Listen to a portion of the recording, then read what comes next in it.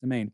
And on Trident, very key to identify this, Helena, the Trident missiles have to be serviced in the US. We cannot service them here in the UK. So this idea that it's an independent nuclear deterrent, simply not true. You don't even need to talk about the deterrent bit. It's not independent.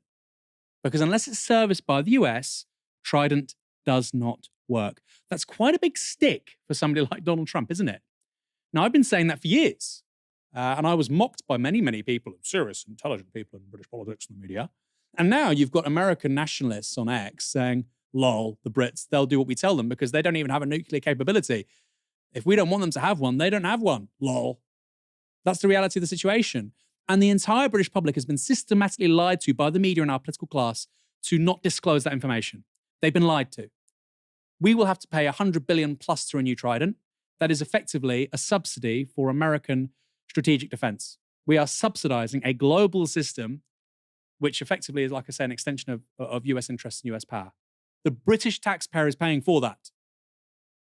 But nobody in the media or political class will say that.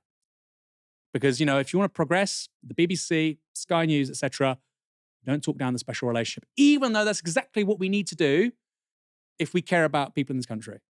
If you care about maximizing the interests of working people in this country, you absolutely need to call this stuff out. Nobody in the uni party is willing to do it.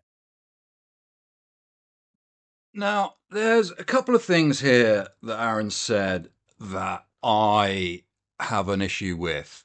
I'm going to start with the first one, the idea that no one knew about this, that no one knew that the British Trident relied on not just servicing, but also the satellites. The ICBMs would use American satellites in their targeting.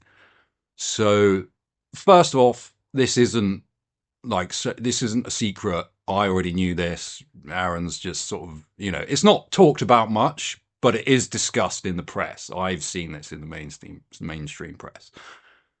The second thing I wanted to say about the servicing is that technically, I think it is the case that you do wonder how independent Trident is. But the fact that the missiles have to be serviced in America doesn't necessarily mean it's not independent. If the British nuclear deterrent is running correctly, there should always be, at any moment, one submarine at sea fully armed with nuclear warheads. So even if the Americans said, we're not going to service your missiles anymore, there would still be an extended period between, I don't know how often they have to be serviced, but there would still be, a sub out there with missiles on it. So it wouldn't just go. The real question is, is the satellites. So I don't think the servicing is what matters. And this is a sort of technical question, which I guess they would not let you know. But the true question of whether or not Trident is independent is whether or not the captain of the Vanguard or whichever submarine is out there could hypothetically, if they wanted to, target the United States of America.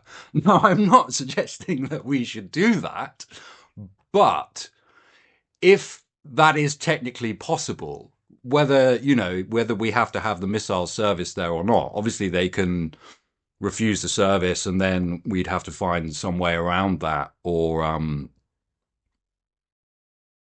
eventually when the missiles went out into a state of needing service, we wouldn't be able to use it anymore. But I think it's more to do with the satellites. Whether or not we would be able to do that, I don't know. Whether the Americans could stop the satellites from doing whatever they need to do with the British missiles if they wanted to, I don't know. That's probably quite a technical question. And so the other thing that I would want to bring up is, whenever the left talk about Trident, they always say it's going to be 100 billion. Think of all that money. Think of all this money being spent on nuclear weapons. What they never tell you is that that will be spread out over 40 years. It's not a one-off payment. You know, that 100 billion is for all of the servicing over that period. And so when you then divide that by the 40 years, you'll find that Trident actually costs us £2.5 billion a year, which when you consider that the government spends probably over £1 trillion a year now, that's not a huge outlay for, you know, as Aaron says, subsidizing the American system, or you might say contributing to Western civilization's nuclear deterrent. And, you know, I'm not up for the forever wars, but I would certainly not want to leave ourselves in a position where we didn't have nuclear weapons in the coming century. Certainly don't want to use them. Certainly don't want to not have them. So yeah, I thought those are just a couple of the bits that I thought that I would point out because yeah, I mean, I don't know why AA likes this guy. I don't like anyone from Novaro Media. And you know, he's saying, "Oh, if you want to get far in the, you know, Ash Carr is on the BBC all the time." You know, so I just, you know, swing and a miss.